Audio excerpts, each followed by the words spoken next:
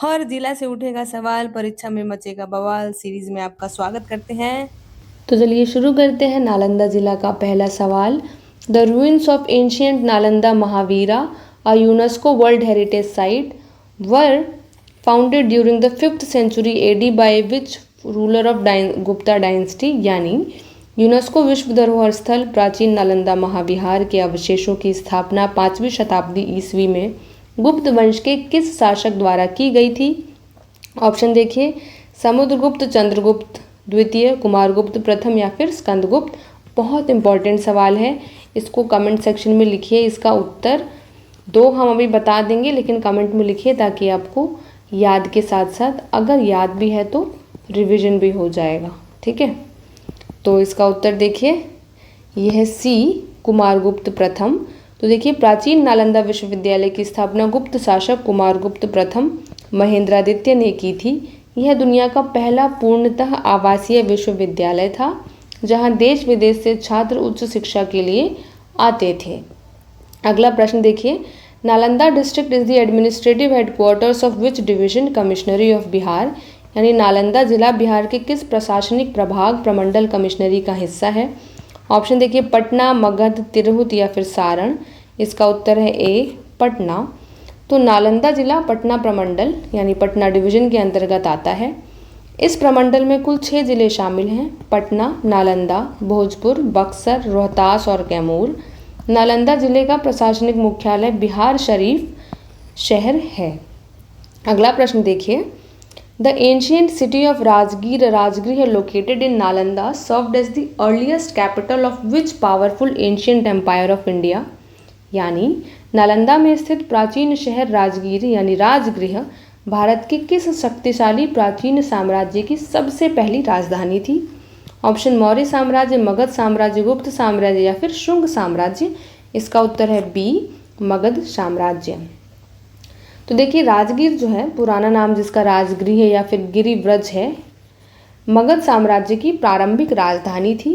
यह शहर 5 पहाड़ियों, नाम याद रखिएगा, विपुलगिरी, रत्नागिरी, उदयगिरी, स्वर्णगिरी और वैभवगिरी से घिरा हुआ है, जो इसे प्राकृतिक सुरक्षा प्रदान करती थी। बाद में उदय ने राजधानी को पाटलिपुत्र स्थानांतरित किया था। नालंदा बहुत इम्पोर्टेंट ज़िला है, इसको बहुत बार देखिए, इसके नोट्स बना लीजिए, अच्छे से कीजिए। कुछ कुछ ज़िले हैं जिसकी हमने लिस्ट बनवाई है कि ये इम्पोर्टेंट है, जैसे भभुआ इम्पोर्टेंट है, जैसे वेस्ट चंपारण इम्पोर्टेंट है, ठीक है, जैसे मुंगेर इम्पोर्टेंट है, जैसे आपका जो अभी हम कर रहे हैं नालंदा इम्पोर्टेंट है, बेगूसराय इम्पोर्टेंट है। ठीक है, वैसे तो हमने सारे ज़िले कराए हैं, 38 के 38 डिस्ट्रिक्ट हमने कवर किए हैं। हमारी 38 वीडियो है पूरी, इसकी प्लेलिस्ट बना दी जाएगी बाद में, अभी या फिर। और आप लोगों को क्या करना है कि सबसे पहले तो ये सारे देख लेने हैं, आपको खुद समझ में आ जाएगी, इम्पोर्टेंट सारे हैं। एक बार अगर आपने ये सारी वीडियोस देख ली, उसके बाद बिहार स्पेसिफिक से, बिहार स्पेशल से कोई भी सवाल आएगा वो इससे बाहर नहीं आएगा। हर एक वीडियो में लगभग सारे इम्पॉर्टेंट टॉपिक शामिल हैं और सारे विषयों के शामिल हैं। अगर बात पटना की हो रही है तो पटना का भूगोल भी बता दिया गया है, पटना का इकोनॉमिक्स भी बता दिया गया है, पटना का पॉलिटी भी बता दिया गया है और पटना का हिस्ट्री भी बता दिया गया है। सब जितना इम्पोर्टेंट एक ज़िला से पूछा जा सकता है, सारी जानकारी हमारी हर एक वीडियो में है उस ज़िले से रिलेटेड। तो मेक श्योर कि आप सारी वीडियो देखें और याद कर लें। आई गारंटी फिर बिहार स्पेशल आपका कभी नहीं छूटेगा, बिहार स्पेशल में सारे नंबर आएंगे आपके। तो देखिए, अगला प्रश्न देखते हैं। The historic Pawapuri Apapuri in Nalanda district is an extremely sacred pilgrimage site for Jains. It is globally known for which event in Lord Mahavira's life? यानी नालंदा जिले का ऐतिहासिक पावापुरी जैनियों के लिए एक अत्यंत पवित्र तीर्थ स्थल है। यह भगवान महावीर के जीवन की किस घटना के लिए विश्व स्तर पर जाना जाता है? ऑप्शन देखिए, जन्मस्थान, प्रथम उपदेश, निर्वाण प्राप्ति या फिर गृह त्याग। तो इसका उत्तर है सी, अटेनमेंट ऑफ निर्वाणा यानी डेथ, यानी निर्वाण प्राप्ति या फिर मोक्ष। तो देखिए, पावापुरी वह पवित्र भूमि है जहां जैन धर्म के 24वें तीर्थंकर भगवान महावीर स्वामी को मोक्ष यानी निर्वाण की प्राप्ति हुई थी। यहाँ तालाब के बीचों बीच बना खूबसूरत जल मंदिर पर्यटकों और श्रद्धालुओं की आस्था का मुख्य केंद्र है। अगला प्रश्न देखिए, which notorious central Asian invader destroyed and set fire to the magnificent libraries of Nalanda university in late 12th century around 1193 AD। यानी 12वीं शताब्दी के अंत में लगभग 1193 ईस्वी किस कुख्यात मध्य एशियाई आक्रमणकारी ने नालंदा विश्वविद्यालय के भव्य पुस्तकालयों को नष्ट कर दिया और उसमें आग लगा दी थी? ऑप्शन महमूद गजनवी, बख्तियार खिलजी, मोहम्मद गोरी या फिर अलाउद्दीन खिलजी। इसका उत्तर है बी, बख्तियार खिलजी। तो देखिए कुतुब, ये इंपॉर्टेंट है, लगेगा कि बहुत आसान है, क्या ही करा रही हैं, लेकिन बहुत इंपॉर्टेंट है। आता है बहुत अच्छी बात है, बधाई हो। नहीं आता है अभी याद कर लीजिए, आता है तो रिवाइज हो जाएगा और रिवीजन की बहुत ज़रूरत होती है। एग्ज़ाम में दो चीज़ें ज़रूरी है, एक रिवीजन और दूसरा क्वेश्चन सॉल्व। तो यहाँ पे रिवीजन भी हो जा रहा है और क्वेश्चन सॉल्व भी हो जा रहे हैं ना। तो देखिए, वीडियो देखिए, बहुत काम की चीज़ है। तो देखिए, कुतुबुद्दीन ऐबक के सेनापति इख्तियारुद्दीन मोहम्मद बिन बख्तियार खिलजी ने नालंदा विश्वविद्यालय पर क्रूर आक्रमण किया था। कहा जाता है कि नालंदा विश्वविद्यालय के पुस्तकालय धर्मगंज, जिसके 3 भाग थे, रत्नसागर, रत्नोदधि, रत्नरंजक, में इतनी किताबें थी कि आग लगने के बाद वे 3 महीने तक जलती रहीं। अब बताइए, क्या आपको पुस्तकालय का नाम याद था? क्या उसके 3 भाग उनके नाम पता थे? तो इसीलिए अगर प्रश्न आसान भी लग रहा है तो उसको देखिए, उसमें ज़रूर ऐसी कुछ ना कुछ बात होगी जिसमें आपको नया सीखने को मिलेगा ही मिलेगा। अगला प्रश्न देखिए, Bihar's first and modern nature safari and zoo safari featuring a spectacular glass floor sky walk, India second glass bridge is located in which town of Nalanda. यानी बिहार का पहला और आधुनिक नेचर सफारी और जू सफारी, जिसमें एक शानदार glass floor sky walk, Bharat का दूसरा ग्लास ब्रिज शामिल है, नालंदा के किस शहर में स्थित है? ऑप्शन देखिए, बिहार शरीफ, हिल्सा, राजगीर या इस्लामपुर। इसका उत्तर है सी, राजगीर। तो राजगीर को बिहार का प्रमुख पर्यटन हब बनाने के लिए राज्य सरकार ने यहाँ अत्याधुनिक नेचर सफारी और जू सफारी का निर्माण कराया है।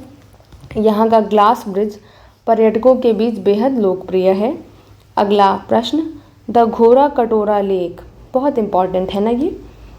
तो द घोरा कटोरा lake, a beautiful natural lake surrounded by scenic hills where a 70-foot tall statue of Lord Buddha is installed in the center and is located in which block? यानी सुरम्य पहाड़ियों से घिरी एक सुंदर प्राकृतिक झील घोड़ा कटोरा झील, जिसके केंद्र में भगवान बुद्ध की 70 फीट ऊंची प्रतिमा स्थापित है, किस प्रखंड में स्थित है? आप लोगों को प्रश्न से क्या सीखने को मिला कि घोड़ा कटोरा झील कहाँ है? तो सबसे पहले तो वो नालंदा में है, ठीक है। और उसके बीच में क्या है? तो भगवान बुद्ध की प्रतिमा है। वो प्रतिमा कितनी ऊंची है? तो वो प्रतिमा 70 फीट ऊंची है। ये 3 जानकारियाँ आपको प्रश्न से मिली। अब आइए ऑप्शंस पे, हरनौत, राजगीर, सिलाओ या फिर गिरियक। इसका उत्तर है बी, राजगीर। तो राजगीर के पास स्थित घोड़ा कटोरा झील पूरी तरह से प्रदूषण मुक्त क्षेत्र है, जहाँ केवल ई रिक्शा या तांगे से जाया जा सकता है। झील के बीच में गुलाबी बलुआ पत्थर से बनी भगवान बुद्ध की विशाल प्रतिमा इसकी सुंदरता में 4 चांद लगाती है। अगला प्रश्न, which traditional sweet delicacy of Nalanda district received the prestigious geographical indication for its unique multi layered crispy texture. यानी नालंदा जिले के किस पारंपरिक मीठे व्यंजन को उसकी अनूठी बहुपरतीय खस्ता बनावट के लिए प्रतिष्ठित भौगोलिक संकेतक यानी जीआई टैग प्राप्त हुआ है? ऑप्शन देखिए, मनेर का लड्डू, सिलाओ का खाजा, गया का तिलकुट या फिर बालूशाही। इसका उत्तर है बी, सिलाओ का खाजा। तो देखिए, नालंदा के सिलाओ कस्बे का खाजा अपनी मिठास और खस्तेदार परतों के लिए पूरे देश में मशहूर है। इसे भारत सरकार द्वारा जीआई टैग दिया गया है। ऐतिहासिक मान्यताओं के अनुसार भगवान बुद्ध और मगध के राजाओं ने भी इस मिष्ठान का स्वाद चखा है। अगला प्रश्न, द हिस्टोरिक विश्व शांति स्तूप। एक एक प्रश्न इंपॉर्टेंट है इस वीडियो का। तो the historic Vishwa Shanti Stupa world peace pagoda situated on the top of Ratnagiri Hills in Rajgir was built in 1969 with the collaboration of which country? यानी राजगीर की रत्नागिरी पहाड़ी पर के शिखर पर स्थित ऐतिहासिक विश्व शांति स्तूप का निर्माण 1969 में किस देश के सहयोग से किया गया? अब प्रश्न से क्या सीखने को मिला है कि रत्नागिरी पहाड़ी कहाँ है? तो राजगीर में है। इसके शिखर पर क्या स्थित है? तो ऐतिहासिक विश्व शांति स्तूप है, जिसका निर्माण कहाँ हुआ? तो 1969 में हुआ। अब किस देश के सहयोग से हुआ वो देखिए। ऑप्शन है थाईलैंड, श्रीलंका, जापान या फिर चीन। तो इसका उत्तर है सी, जापान। सफ़ेद संगमरमर से बने इस भव्य शांति स्तूप का निर्माण जापानी बौद्ध भिक्षु निचिडा तशु फूजी यानी फूजी गुरुजी और महात्मा गांधी के विचारों से प्रेरित होकर जापान के सहयोग से कराया गया था। यहाँ तक पहुँचने के लिए प्रसिद्ध रोपवे का उपयोग किया जाता है। अगला प्रश्न देखिए। द फेमस सप्तपर्णी केव या फिर Saptapanni Guha where the first Buddhist council, first Buddhist Sangiti was held in 483 BC just after the Mahaparinirvana of Buddha is located on which hill of Rajgir, यानी प्रसिद्ध सप्तपर्णी गुफा जहां बुद्ध के महापरिनिर्वाण के तुरंत बाद 483 ईसा पूर्व में प्रथम बौद्ध संगीति सभा आयोजित की गई थी, राजगीर के किस पहाड़ी पर स्थित है? ऑप्शन देखिए। रत्नागिरी पहाड़ी, वैभवगिरी पहाड़ी, विपुलाचल पहाड़ी या फिर उदयगिरी पहाड़ी। इसका उत्तर है बी, वैभवगिरी पहाड़ी। तो देखिए, मगध सम्राट अजातशत्रु के संरक्षण और महाकश्यप की अध्यक्षता में प्रथम गुफा बौद्ध संगीति का आयोजन वैभवगिरी पहाड़ी पर स्थित सप्तपर्णी गुफा में हुआ था। यह इतिहास की दृष्टि से अत्यंत महत्वपूर्ण प्रश्न है। चलिए अगला प्रश्न। The ancient cyclopean wall of Rajgir, a 40 kilometer long massive stone fortification was built to protect the ancient city for invaders, dates back to which period? यानी राजगीर की प्राचीन साइक्लोपियन वॉल प्राचीन शहर को आक्रमणकारियों से बचाने के लिए बनाई गई 40 किलोमीटर लंबी विशाल पत्थरों की किलेबंदी की दीवार किस काल की मानी जाती है? ऑप्शन देखिए। मुगल काल, मौर्य काल या फिर मौर्य काल से पूर्व, ब्रिटिश काल या फिर पाल राजवंश। तो इसका उत्तर है बी, प्री मौर्यन या फिर मौर्यन पीरियड, मौर्यन एरा। तो देखिए, साइक्लोपियन वॉल बिना किसी गारे या सीमेंट के केवल विशाल पत्थरों को जोड़कर बनाई गई एक अद्भुत दीवार है। यह दुनिया में अपनी तरह की सबसे पुरानी रक्षा प्राचीरों में से एक है, जिसे यूनेस्को की विश्व धरोहर सूची में शामिल करने का प्रयास जारी है। अगला प्रश्न देखिए। The tomb of Malik Ibrahim बाया, इम्पॉर्टेंट है, ध्यान दीजिएगा। A beautiful sample of Tughlaq style architecture situated on top of the पीर पहाड़ी is located in which historic city of Nalanda, यानी पीर पहाड़ी के शिखर पर स्थित तुगलक कालीन वास्तुकला का एक सुंदर नमूना मलिक इब्राहिम बाया का मकबरा नालंदा के किस ऐतिहासिक शहर में स्थित है? प्रश्न देख लीजिएगा। पीर पहाड़ी एक तो है शब्द इम्पॉर्टेंट, दूसरा क्या है? तुगलक कालीन वास्तुकला, तीसरा क्या है? मलिक इब्राहिम बाया का मकबरा, और चौथा तो अपने में नालंदा है ही। ऑप्शन देखिए। राजगीर, हिल्सा, बिहार शरीफ या फिर चंडी। इसका उत्तर है सी, बिहार शरीफ। तो मध्यकाल में बिहार शरीफ सूफी संस्कृति और उदांतपुरी विश्वविद्यालय का मुख्य केंद्र था। मलिक इब्राहिम बाया 14वीं शताब्दी में सुल्तान फिरोज शाह तुगलक के समय मगध क्षेत्र के प्रसिद्ध गवर्नर, सैनिक कमांडर थे। इनका मकबरा ऐतिहासिक वास्तुकला का बेजोड़ उदाहरण है। अगला प्रश्न देखिए। Rajgir is naturally famous across India for its Brahmakund and other water reservoirs. What is the scientifically proven reason for these hot spring, यानी राजगीर प्राकृतिक रूप से अपने ब्रह्मकुंड और अन्य जलाशयों के लिए पूरे भारत में प्रसिद्ध है। इन गर्म जल के झरनों यानी हॉट स्प्रिंग्स का वैज्ञानिक रूप से सिद्ध कारण क्या है? ऑप्शन देखिए। पहला, वोल्केनिक लावा बीनीथ हिल्स, यानी पहाड़ियों के नीचे ज्वालामुखी lava. Presence of sulphur and radium minerals in rock, यानी चट्टानों में सल्फर, गंधक और रेडियम खनिजों की उपस्थिति। तीसरा, artificial heating by tourism department, यानी पर्यटन विभाग द्वारा कृत्रिम तापमान, या फिर chemical reaction for agricultural pesticides, यानी कृषि कीटनाशकों की रासायनिक प्रतिक्रिया। इसका उत्तर है B, presence of sulphur and radium minerals in rock, यानी चट्टानों में सल्फर, गंधक और रेडियम खनिजों की उपस्थिति इम्पॉर्टेंट है, ध्यान दे दीजिएगा इस सवाल पे। आइए इसकी व्याख्या देखें। वैभवगिरी पहाड़ियों की जड़ों से निकलने वाला पानी जब सल्फर और अन्य खनिजों के संपर्क में आता है तो वो गर्म हो जाता है। इन झरनों के पानी में औषधीय गुण होते हैं जिससे त्वचा के रोग ठीक होते हैं। यहाँ मकर संक्रांति के समय विशाल राजगीर मेला लगता है। अगला प्रश्न देखिए, the Nalanda international universities new campus की बात हो रही है। A modern revival of the ancient seat of learning was inaugurated at Rajgir with the diplomatic support of how many East Asian and global nations? यानी प्राचीन ज्ञानपीठ के आधुनिक पुनरुद्धार नालंदा अंतर्राष्ट्रीय विश्वविद्यालय न्यू कैंपस का उद्घाटन राजगीर में कितने पूर्वी एशियाई और वैश्विक देशों की राजनयिक सहयोग से किया गया था? ऑप्शन देखिए 5, 17, 12 या 18। इसका उत्तर है 20, 17।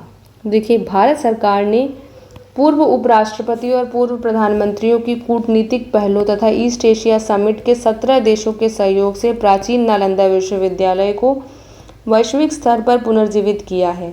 इसका नया पर्यावरण अनुकूल इको फ्रेंडली कैंपस राजगीर में बनकर तैयार हो चुका है। अब अगला और आखिरी प्रश्न, how many administrative sub divisions अनुमंडल्स are there in Nalanda district? यानी नालंदा जिले के अंतर्गत कुल कितने प्रशासनिक अनुमंडल हैं? ऑप्शन 2, 3, 4, 5। तो इसका उत्तर है बी 3।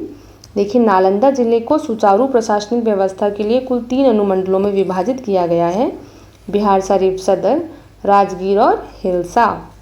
इन तीनों अनुमंडलों के अंतर्गत कुल 20 ब्लॉक्स शामिल हैं। तो यही के साथ पढ़त जाई, लड़त जाई और बढ़त जाई। जय बिहार।